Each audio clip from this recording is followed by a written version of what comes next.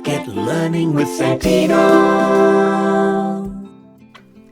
Hi everyone, it's time for a quick burst of maths.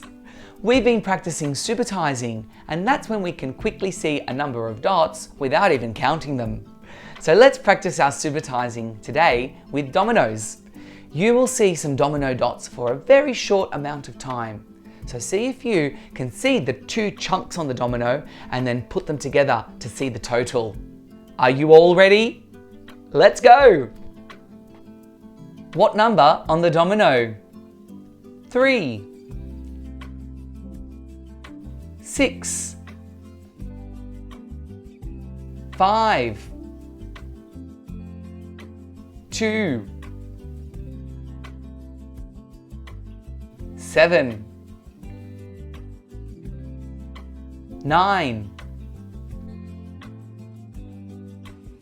8, 4, 9, 5, and last one, 4. Great subitising! Well, that was quick, and we were done in a click.